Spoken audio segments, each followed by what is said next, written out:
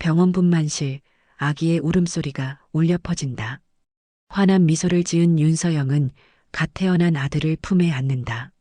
남편 강민호는 아내의 이마에 키스하며 행복한 미소를 지었다. 하지만 그 행복은 오래가지 못했습니다. 안녕하세요. 인생의 향기입니다. 이야기를 시작하기 전에 구독과 좋아요, 알림 설정 부탁드립니다.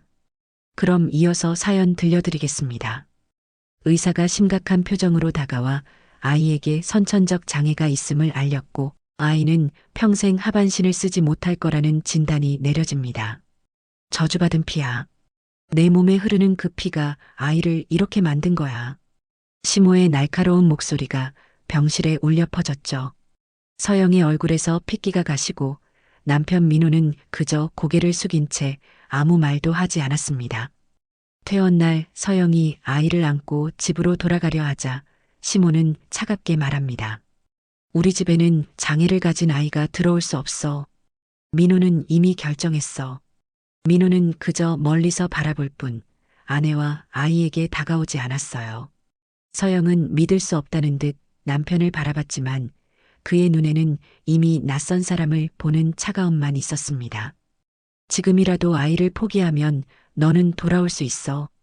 서영은 품에 안긴 작은 생명을 바라봅니다. 갓 태어난 아기의 보드라운 뺨에 눈물 한 방울이 떨어졌어요. 서영은 고개를 들고 단호하게 말했습니다. 제 아이는 절대 포기하지 않겠습니다. 그날 이후 서영은 작은 배낭 하나와 품에 안긴 아이만 데리고 거리로 나섰습니다. 비가 내리는 밤 지하철역 계단 아래 몸을 웅크린 채 아이를 품에 안고 밤을 지새웠어요. 서영의 눈에서는 눈물이 마르지 않았지만 한 가지 다짐만은 확고했습니다. 지우야, 엄마가 꼭 너를 지켜줄게. 그리고 언젠가 반드시 돌아갈 거야. 그렇게 서영의 새로운 삶이 시작됐어요. 아무것도 없는 바닥에서 오직 품에 안긴 아이만을 의지한 채로 30해라는 시간이 흘렀습니다. 작은 임대 아파트, 서영은 아침 일찍 일어나 아들 지우의 아침 식사를 준비했어요. 이제 30살이 된 지우는 휠체어를 타고 거실로 나왔습니다. 튼튼한 상체와 단단한 팔 근육이 운동선수임을 한눈에 보여주네요. 엄마, 오늘 국가대표 선발전이에요. 꼭 뽑힐 거예요. 서영은 미소 지으며 지우의 어깨를 두드렸죠. 우리 아들 당연히 될 수밖에 없지. 넌 최고니까. 지우는 휠체어 농구선수로서 남다른 재능을 보여왔습니다. 어릴 적부터 엄마의 헌신적인 지원과 끊임없는 재활 훈련으로 강인한 정신력을 길렀어요. 몸은 비록 제한되어 있었지만 그의 의지만큼은 누구보다 단단했습니다. 선발전에서 지우는 놀라운 기량을 선보였고 예상대로 국가대표로 발탁됐어요. 그날 밤 서영과 지우는 소박하게 축하 파티를 열었습니다. 텔레비전에서는 뉴스가 흘러나오고 있었죠. 다음 소식입니다. 강석그룹에서 새로운 후계자 선발 프로그램을 진행한다고 발표했습니다. 시청자 참여형 서바이벌 프로그램으로 재능 있는 청년들에게 기회의 문을 연다고 하는데요. 서영의 손에서 잔이 떨어졌습니다. 화면에 비친 강석그룹 회장 강민호의 얼굴. 30해 전 그녀와 아들을 버렸던 그 남자였습니다. 나이가 들어 더 권위적인 모습이 됐지만 그 눈빛만은 여전했어요. 엄마, 괜찮아요? 서영은 떨리는 손을 진정시키며 고개를 끄덕였습니다. 그리고 화면을 가리키며 말했어요. 저 사람이 너의 아버지야. 지우의 눈이 커졌습니다. 평생 아버지에 대해 듣기만 했을 뿐 실제로 본 적은 없었으니까요. 서영은 오랫동안 가슴 깊이 묻어두었던 이야기를 꺼내기 시작했습니다. 지우야, 우리가 버림받았던 그 이유. 그들은 내가 장애를 가졌다는 이유로 우리를 내쫓았어.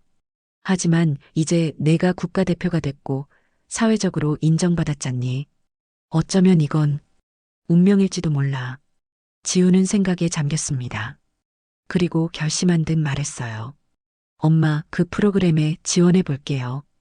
우리가 얼마나 강해졌는지 보여주고 싶어요. 서영의 눈에 복수의 불꽃이 일었습니다.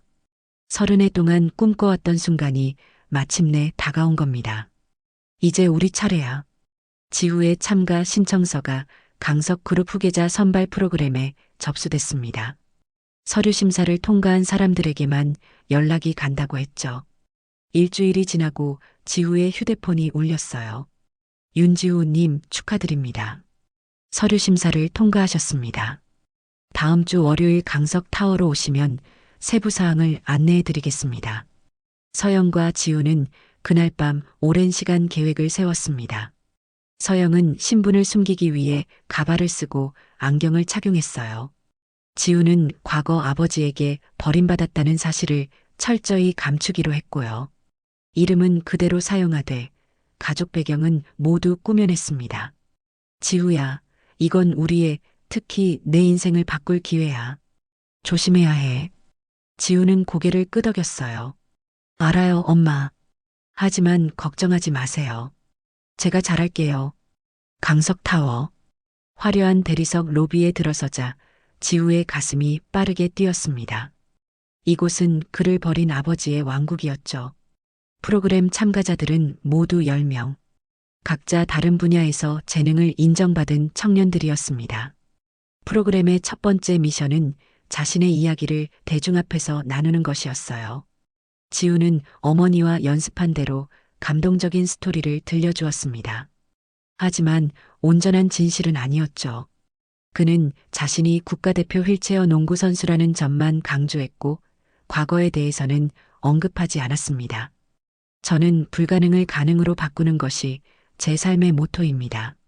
제 몸이 제한되어 있다고 해서 제 꿈까지 제한될 필요는 없으니까요. 지우의 발표가 끝나자 강민호가 자리에서 일어나 박수를 쳤어요.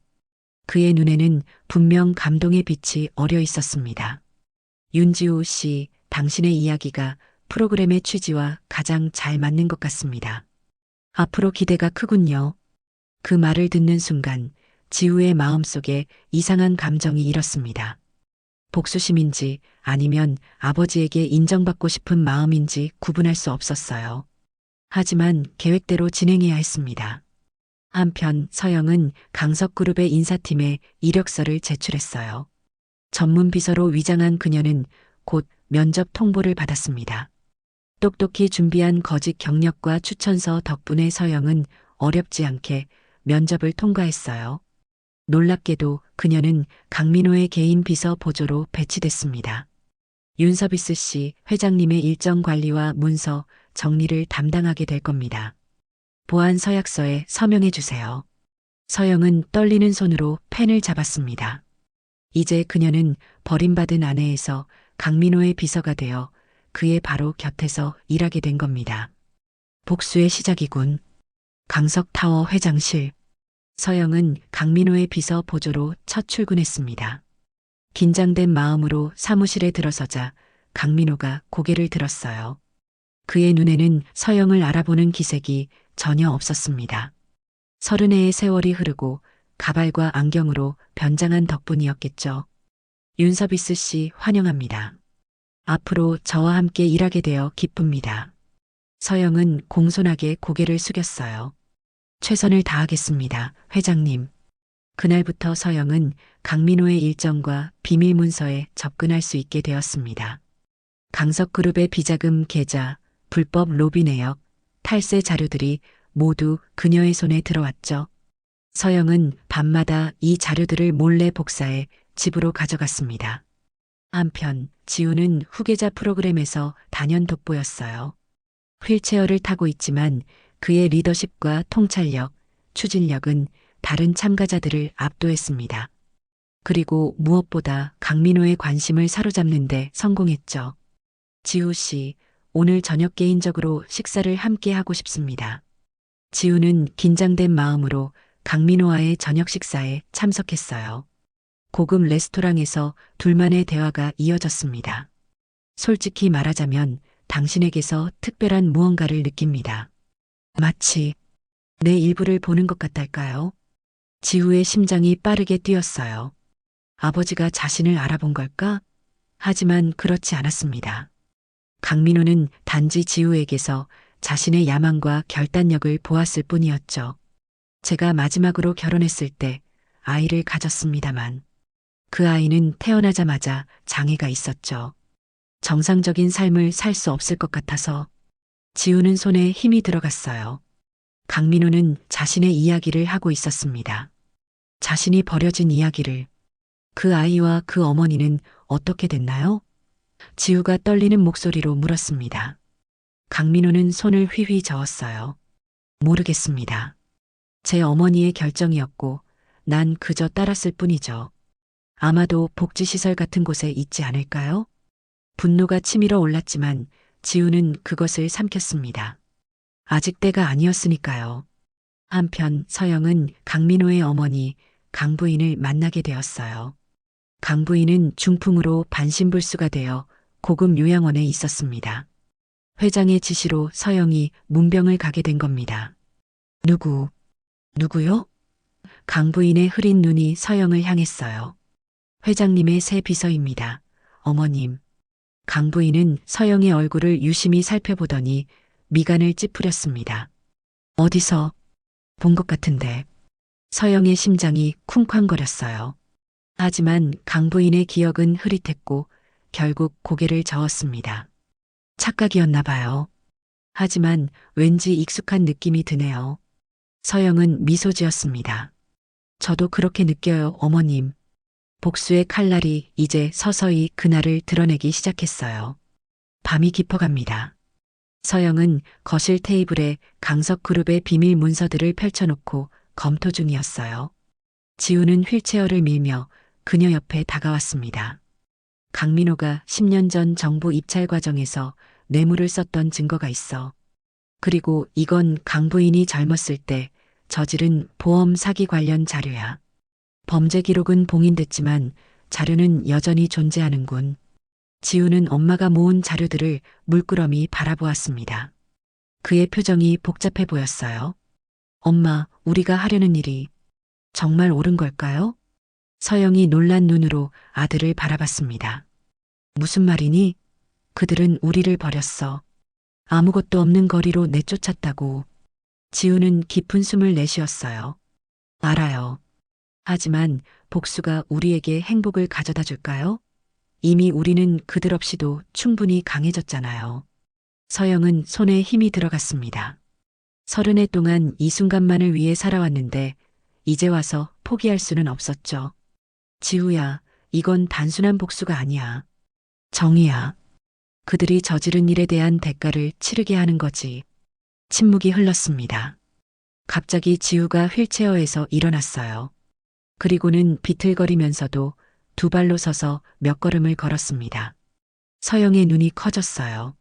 지우, 너 걷고 있잖아. 지우는 쓰게 웃었습니다.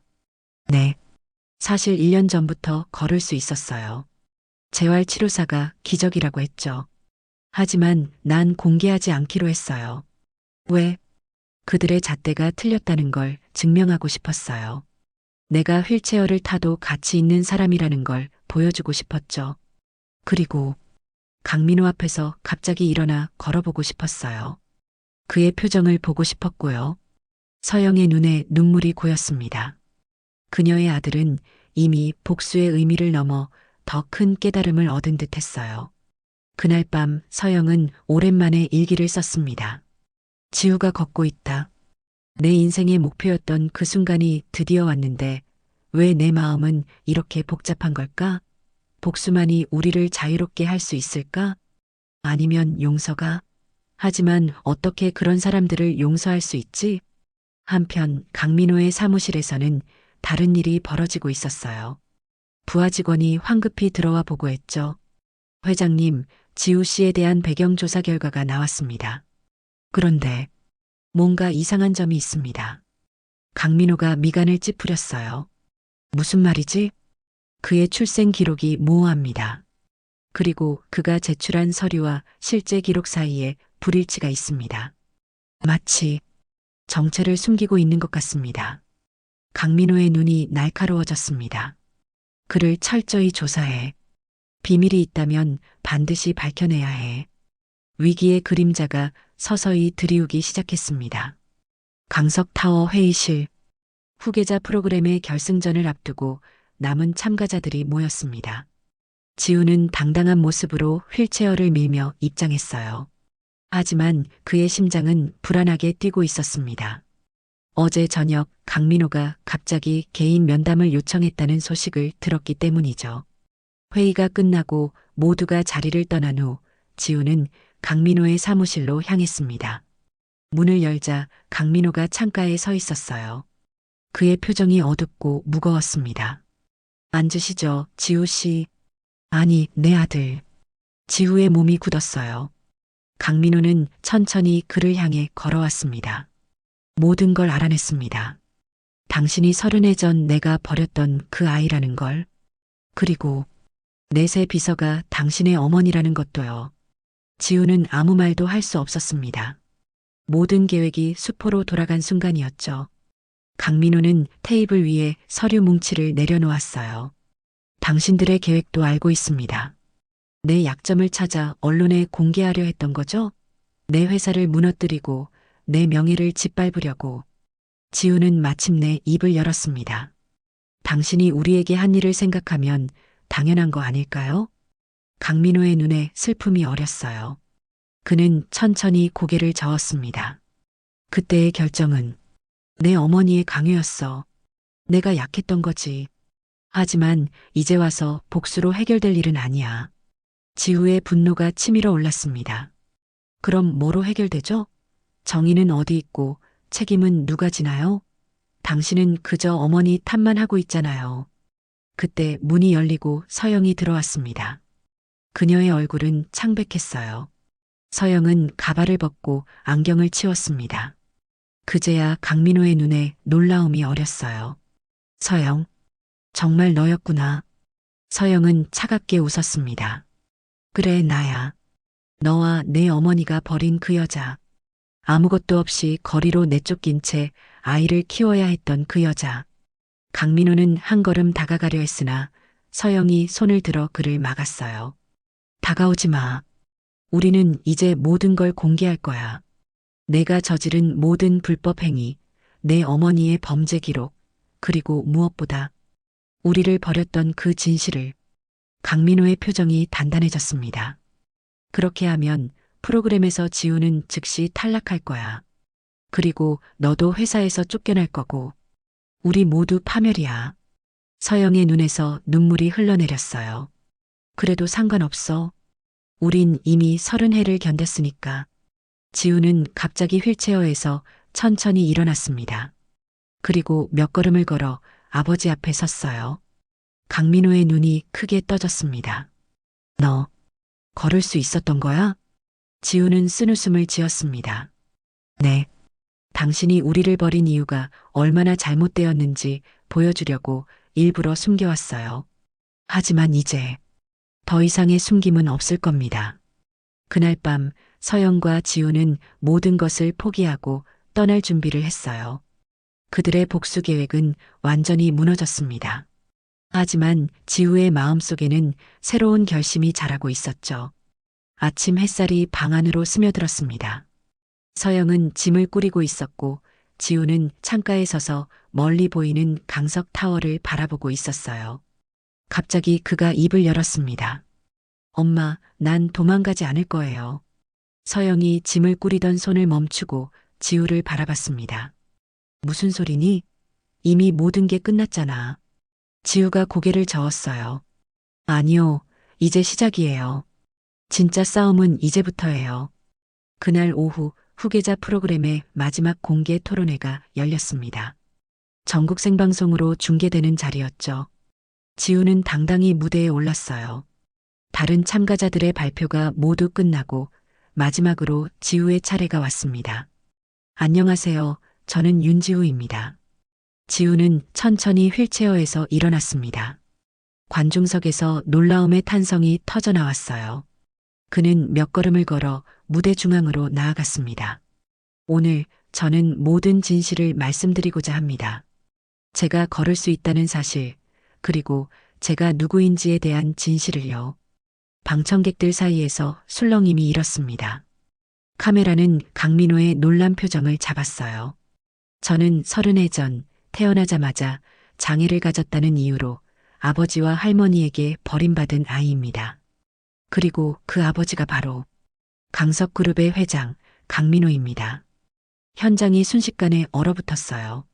기자들은 서둘러 펜을 들고 메모하기 시작했고 카메라는 강민호의 창백한 얼굴을 비추었습니다. 저는 복수하기 위해 이 프로그램에 지원했습니다. 하지만 이제 깨달았어요. 진정한 승리는 복수가 아니라 제가 가치 있는 존재임을 증명하는 것이었습니다. 장애가 있든 없든 모든 생명은 소중하고 가치가 있어요. 지우의 목소리가 떨렸지만 그의 눈빛은 단단했습니다. 저는 이 프로그램을 통해 말하고 싶습니다. 우리 사회에는 여전히 차별과 편견이 존재합니다. 하지만 그것이 누군가의 가치를 결정해서는 안 됩니다. 제 어머니는 홀로 저를 키우며 그 어떤 편견과도 싸워왔어요. 그리고 그녀의 사랑 덕분에 저는 오늘 이렇게 설 수 있게 되었습니다. 카메라가 객석의 서영을 비추었습니다. 그녀의 눈에는 눈물이 고여 있었어요. 무대 뒤에서 프로그램 관계자들이 황급히 움직였지만 이미 생방송은 전국으로 퍼져나가고 있었습니다. 강민호는 자리에서 일어나 무대로 향했어요. 모두가 그가 상황을 중단시킬 거라 생각했지만 예상 밖의 일이 벌어졌습니다. 강민호는 지우 앞에 서서 깊이 고개를 숙였어요. 용서해 주십시오. 저는 아버지로서, 인간으로서 큰 잘못을 저질렀습니다. 그 순간 서영이 들고 있던 서류 봉투가 열렸습니다. 그 안에는 강석그룹의 비자금 자료와 불법 로비 증거, 그리고 강 부인의 과거 범죄 기록이 들어 있었어요. 서영은 잠시 망설였다가 봉투를 다시 닫았습니다.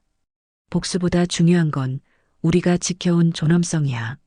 그녀는 봉투를 내려놓고 무대로 걸어갔습니다. 아들과 함께 선 그녀의 모습은 그 어느 때보다 당당했어요. 한 달 후 고급 요양원의 한 병실. 강 부인은 창가에 앉아 바깥 풍경을 바라보고 있었습니다. 문이 열리고 서영이 들어섰어요. 강 부인은 천천히 고개를 돌려 그녀를 바라봤습니다. 왔구나. 내가 기다리고 있었단다. 서영은 조용히 강 부인 앞에 앉았어요. 두 여인 사이에 깊은 침묵이 흘렀습니다. 마침내 강 부인이 떨리는 목소리로 입을 열었죠. 미안하다. 정말 미안해. 내가 모든 걸 망쳤구나. 서영은 무표정한 얼굴로 강 부인을 바라봤습니다. 30해 동안 꿈에서도 수없이 만났던 이 순간, 그녀가 상상했던 것과는 다른 감정이 그녀를 채웠어요. 용서해달라는 말씀이신가요? 강 부인의 눈에 눈물이 고였습니다. 용서는 바랄 수 없지. 하지만 적어도 내가 알아주기를 바란다. 내가 얼마나 후회하는지, 얼마나 잘못했는지를. 서영은 깊은 숨을 내쉬었어요. 저는 이미 당신을 용서했습니다. 아니, 정확히는 당신이 더 이상 저의 삶에 영향을 미치지 않도록 놓아주기로 했어요. 그녀는 일어나 강 부인에게 등을 돌렸습니다. 강 부인이 서영의 손을 잡으려 했지만 서영은 부드럽게 손을 빼냈어요. 복수는 없었지만 화해도 없었습니다. 그저 각자의 삶으로 돌아가는 평화로운 결별이었죠. 지우는 잘 있니? 서영의 입가에 작은 미소가 번졌습니다. 네, 아주 잘 지내고 있어요. 서울 올림픽 주경기장, 패럴림픽 개막식이 한창이었습니다. 지우는 한국 대표팀의 기수로 당당히 입장했어요. 그는 휠체어가 아닌 자신의 두 발로 걸어 들어왔습니다. 관중석에서는 뜨거운 박수갈채가 쏟아졌죠. 카메라가 VIP석을 비추었어요. 서영이 환한 미소로 아들을 응원하고 있었고 의외로 강민호도 그 옆에 앉아 있었습니다. 그들은 가족으로 다시 모이지는 않았지만 서로를 인정하는 관계로 새롭게 시작하고 있었죠. 대회가 끝난 후 지우는 여러 방송 프로그램에 출연해 자신의 이야기를 나누었습니다. 그의 목표는 분명했어요. 사회의 편견을 바꾸고 장애를 가진 이들에게 희망을 주는 것이었습니다. 진정한 장애는 신체에 있는 것이 아니라 마음속의 편견과 한계에 있습니다. 그리고 진정한 걷는다는 의미는 두 발로 서는 것이 아니라 자신의 가치를 알고 당당히 나아가는 것입니다. 강석그룹은 지우의 제안으로 장애인 고용 확대와 베리어 프리 시설 확충에 큰 투자를 시작했어요. 강민우는 과거의 잘못을 만회하기 위해 사회공헌에 적극적으로 나섰고 점차 기업의 이미지도 변화하기 시작했습니다. 어느 봄날 오후 서영과 지우는 한강변을 따라 천천히 걸었습니다. 서영은 문득 발걸음을 멈추고 아들을 바라봤어요. 지우야, 지난 30해 동안 나는 오직 한 가지 꿈만 꿔왔어. 내가 걷는 모습을 보는 것, 그리고 그들에게 복수하는 것. 하나는 이루어졌지만 다른 하나는 내가 스스로 포기했어. 그런데도 이상하게 마음이 편안해. 지우는 따뜻한 미소를 지으며 어머니의 손을 잡았습니다. 엄마, 우리는 이미 가장 큰 복수를 했어요. 그들의 편견과 한계를 이겨낸 거죠. 우리가 함께 당당히 걸어가는 이 순간이 가장 완벽한 복수 아닐까요? 서영은 고개를 끄덕였어요. 그들 앞에 펼쳐진 길은 이제 복수의 길이 아니라 새로운 시작의 길이었습니다. 그리고 그 길을 그들은 함께 자신의 발로 걸어가고 있었죠. 그래, 지우야. 우리는 이제 정말로 걷고 있는 거야. 인생의 참된 의미를 찾아가는 두 사람의 발걸음은 봄바람처럼 가볍고 단단했습니다. 그들이 걸어온 길은 결코 쉽지 않았지만 그 여정이 만들어낸 강인함과 사랑은 그 어떤 복수보다도 값진 것이었으니까요.